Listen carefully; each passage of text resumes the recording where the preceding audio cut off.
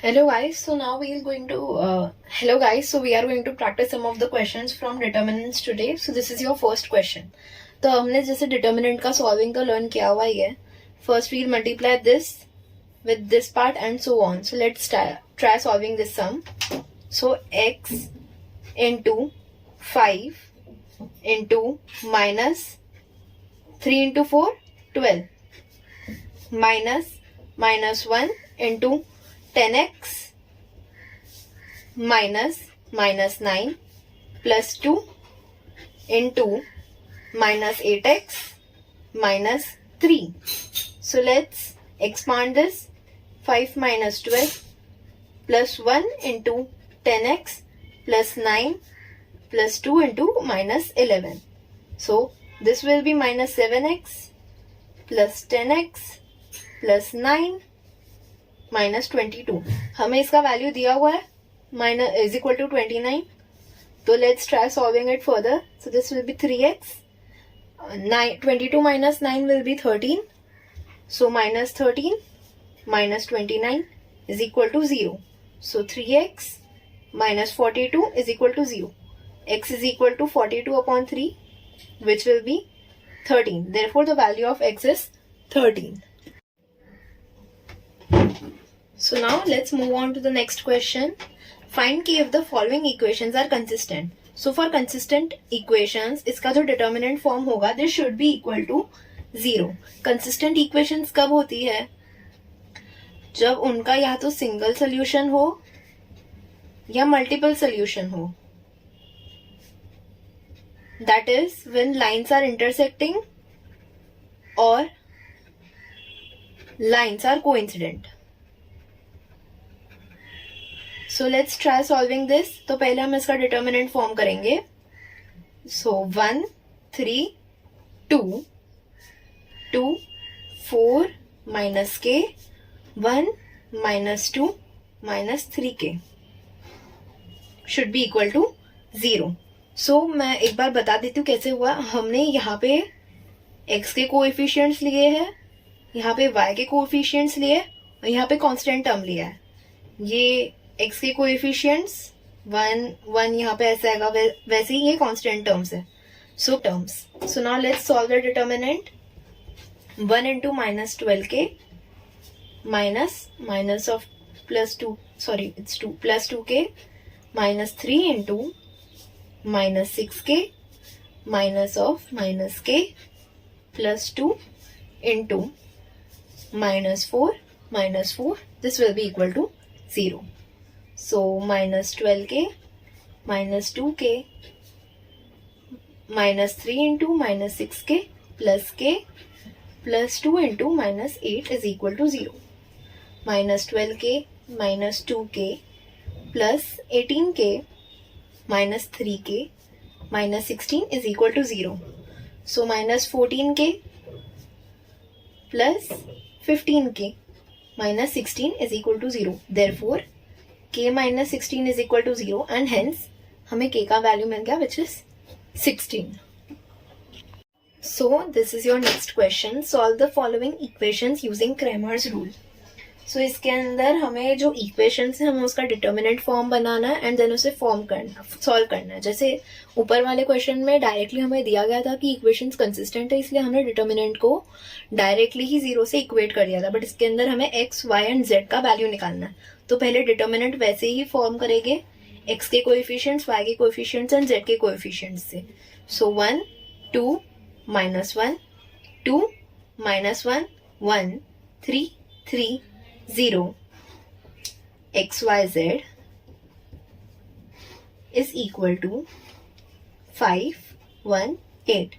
तो आपको ध्यान रखना है, आपको इसके अंदर कोई भी 3 जीरोस फॉर्म करने. एक जीरो हमें दिया हुआ ही है, तो सबसे इजी तरीका क्या होगा, अगर हम ये दोनों रोज को ऐड कर दें. एंड मोस्ट इम्पॉर्टेंटली जब आपको ऐसे क्वेश्चन सॉल्व करना रहता है, you can not do column transformation, आपको सिर्फ रो ट्रांसफॉर्मेशन ही करने होते हैं. तो अगर मैं ये दोनों को ऐड करूं तो मुझे यहाँ पे एक जीरो मिल जाएगा. So let's do that. R1 plus R2. तो R1 रो में चेंज आएगा 2 plus 1 3 minus 1 plus 2 1, 1 plus minus 1 0, बाकी रो सेम रहेगी।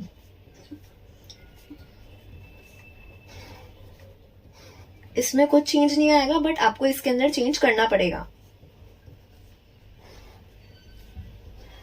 इधर भी आपको 1 प्लस 5 करना होगा, 6, 1, 8।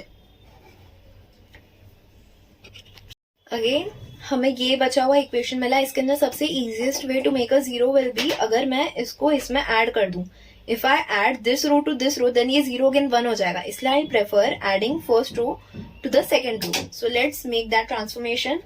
क्योंकि हमें R2 में ट्रांसफॉर्मेशन करना है तो हम पहले R2 लिखेंगे, R2 plus R1। Since R2 में ट्रांसफॉर्मेशन है, first and third row same रहेगा तो हम उसे वैसे के वैसे ही लिख देते हैं। सो 3 plus 2 5, 1 plus minus 1 0, 0 plus 1 1, x y z। And जैसे कि हमने पहले भी इसके अंदर चेंज किया था, हमें इस बार भी इसमें चेंज करना होगा। हमने R2 में R1 ऐड किया, सो अगेन 6 प्लस 1 7। अभी हमें 3 जीरोस मिल गए, so we can again normally write the equations. तो हम कैसे इसको वापस से ओपन करते हैं, जो फर्स्ट टर्म रहता है वो किसका, x का कोएफिशिएंट था, इसलिए हम उसे x के कोएफिशिएंट की तरह लिखेंगे, इसको y की तरह और इसको z की तरह। अभी जैसे first equation will be 3x plus y, इसके बाजू में कौन सा नंबर है 6, 5x plus 0y plus z is equal to 7, 3x plus 3y will be equal to 8। Since इन दोनों इक्वेशंस में सेम वेरिएबल है तो हम पहले इन्हें सॉल्व करने का ट्राई करेंगे। So from first equation y is equal to 6 minus 3x, हम इसे थर्ड इक्वेशन में पुट अप कर रहे हैं। 3x plus 3 into 6 minus 3x is equal to 8, 3x plus 18 minus 9x is equal to 8. So minus 6x will be equal to 8 minus 18. Minus 6x is equal to minus 10. Therefore x is equal to 10 by 6 or 5 by 3. Similarly, now let's put up the value for y. Y is equal to 6 minus 3 into 5 upon 3. So 3 3 cut, 6 minus 5, which will be equal to 1. Therefore y is equal to 1. Since हमें x and y का value पता है, हम इसके अंदर put up करके z का value निकाल सकते हैं। So 5 into 5/3 plus z is equal to 7, तो 25/3 plus z is equal to 7, z is equal to 7 minus 25/3, so 21 minus 25/3, therefore z is equal to minus 4/3. Let's move on to the next question. Find the area of a quadrilateral whose vertices are, and हमें 4 vertices दिए। So मैंने एक rough diagram draw किया है। So best way to solve this, अगर मैं इसके अंदर 2 ट्राइंगल्स फॉर्म कर दूँ तो नाउ हम लोग सेपरेटली इसका एरिया एंड इसका एरिया निकाल के एड अप कर सकते हैं। सो लेट्स पहले find out area of triangle ADC।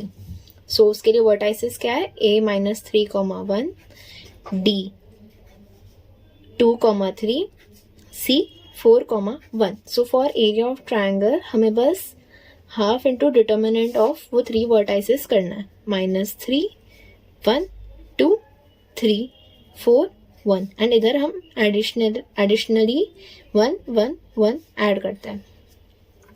So let's solve the determinant. Half into -3 into 3 minus 1 minus 1 into 2 minus 4 plus 1 into 2 minus 12, and especially इन पे mod रहेगा because area can never be negative. So half into -3 into 2 minus 1 into -2 plus 1 into -10. Half into -6 plus 2 minus 10. Therefore half into -16 plus 2 minus 14. So -7, and इस पे mod रहेगा. Therefore area of triangle ADC is 7 unit square. Since हमें कोई unit नहीं दिया इसलिए हम इसे यूनिट स्क्वायर ही अज्यूम करेंगे. Let's find out the area of triangle ABC जिसके vertices are A -3, 1, B -2, -2, C 4, 1. So अभी उसका वैसे ही डिटर्मिनेंट बनाते हैं, -3, 1, -2, 4, 1, 1, 1, 1. अभी इसे सॉल्व करते, सिंस स्पेस थोड़ा कम है, I am starting from here, and mod तो ऑब्वियसली है ही, I don't need to draw it every time. Half into -3 into -2 -1 -1 into -2 -4 plus 1 into -2 to minus of 8. So half into -3 into -3 -1 into -6 plus 1 into -2 plus 6 -4. Therefore half into +9 plus 6 minus 4. Half into +2. Therefore 11/2 will be your answer. Now unit square. अभी हम लोग को पूरे quadrilateral का निकालना है, इसलिए we'll add 7 plus 11. 7 plus 11/2. So therefore 14 plus 11/2. 25/2 unit square will be your final answer, or you can write this as 12.5 unit square. So guys, sorry, I have made a calculation error. Sorry, मैंने अपना calculation check किया, so I have made a calculation error here. -2 plus 8 here, it will be 6. So इधर भी +6 हो जाएगा, and this will be 21/2. So इधर 21/2, 14 plus 21, this will be 35/2, and in decimal form you can write this as 17.5 unit square. Sorry. सो सबसे पहले इसके पहले आपको बेसिक इन्फॉर्मेशन होना चाहिए. आयोटा का value is √(-1), iota square is -1, iota cube is minus of iota, and iota raise to 4 is 1. तो सबसे पहले we can replace iota square by -1 and iota cube by minus iota. So let's write the determinant again. 4 iota minus iota 2 iota 1 -3 4 5 -3 iota.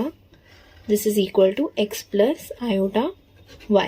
So now let's solve the determinant.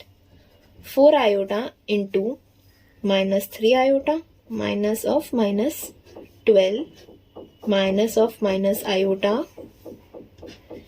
into iota -20 plus 2 iota into -3 minus of -15. So 4 iota -3 iota plus 12 plus iota into iota -20 plus 2 iota into -3, तो ये +15 हो जाएगा. So this will be +12. So 4 iota अंदर multiply करेंगे, this will be -12 iota square plus 48 iota plus iota square -20 iota plus 24 iota.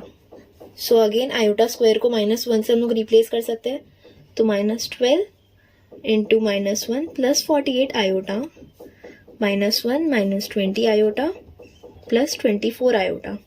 So this will become +12 -1 plus iota वाले terms हम solve कर देते हैं. So this will be +4 iota. So यहाँ पे add होके this will be now 52 iota. So 11 plus 52 iota. Since हमें इसे दिस पार्ट से इक्वेट करना है, तो आयोटा का कोएफिशिएंट क्या है 52 एंड एक्स का कोएफिशिएंट क्या है 11.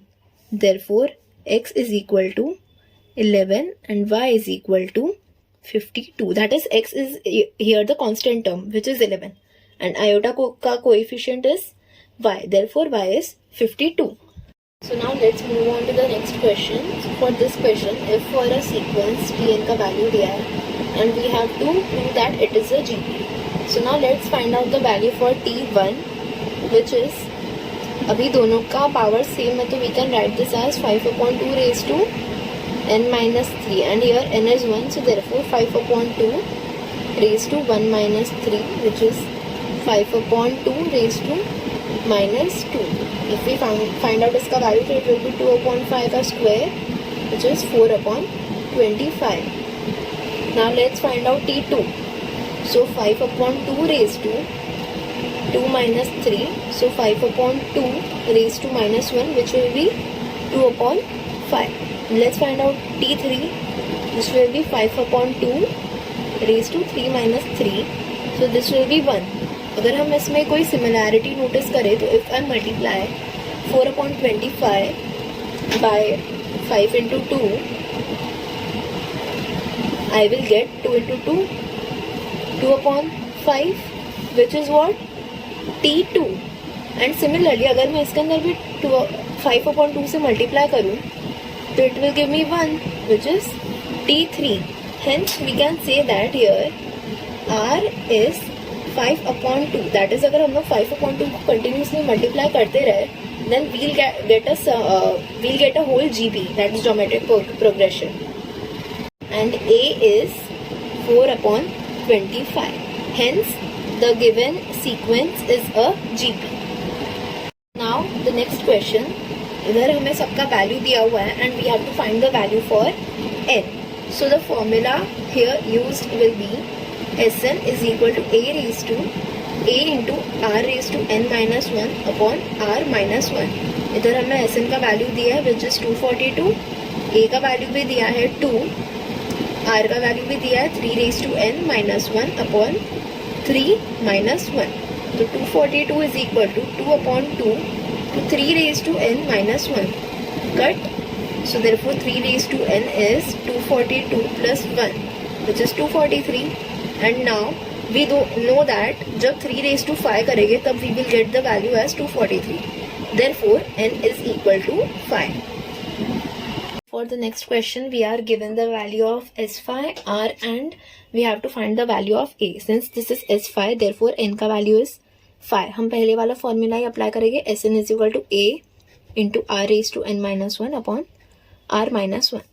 Therefore 1023 is equal to A into 4 raised to 5 upon minus 1 upon 4 minus 1. So 1023 into A into 4 raised to 5. This will be 1024 minus 1 upon 3. So 1023 is equal to A upon 3 into 1023. तो ये cut हो जाएगा तो यहाँ पे 1 बचेगा. Therefore A is equal to 3. For the next question, we have to find the nth term for the given sequence. So here the first term is, this is given as the sum. So therefore S1 is 0.5. Sum of first term क्या होगा? First term है ना. So this will be T1. So now S2 is 0.55, which can be written as T1 plus T2. So T1 we know 0.5 plus T2 is equal to 0.55.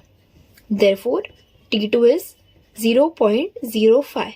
Now we'll have to find R. If we multiply 0.5 with into 0.1, we'll get 0.05. For एक बार हम लोग S3 निकालने को try करते हैं. S3 will be equal to T1 plus T2 plus T3 and we know it is 0.555.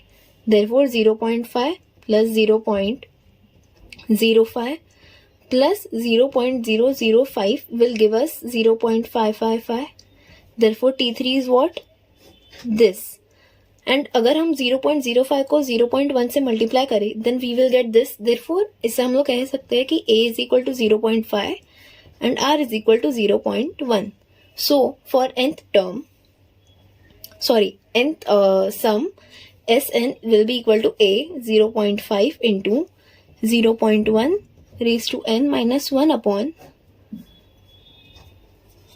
Since here R is smaller than 1, हम लोग उसे 1 के दूसरे साइड प्लेस करेंगे. पहले हम लोग R minus 1 लिख रहे थे, अभी हम 1 minus R लिखेंगे. Therefore Sn is equal to A, that is 0.5 into 1 minus 0.1 raised to n upon 1 minus 0.1.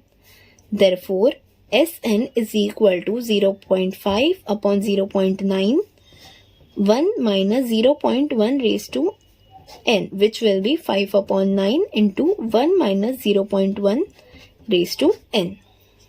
Next question is, express the recurring decimal as a rational number, and the decimal we are given is 0.32 raised to bar. So let's assume x is equal to 0.32 raised to bar. If I multiply both the sides, मतलब जितने भी decimal places बार के अंदर है, we'll multiply उतने number of hundreds so that हम लोग ये बार remove कर पाए. So इधर 2 है, therefore we'll multiply it with 100 both the sides. Therefore 100x is equal to 32.32 raised to bar, because 32 यहाँ पे repeat होता रहता है. Now let this be 1, let this be 2. So let's subtract 1 from 2. 100x minus x will give me is equal to 32.32 bar minus 0.32 bar. अगर मैं 32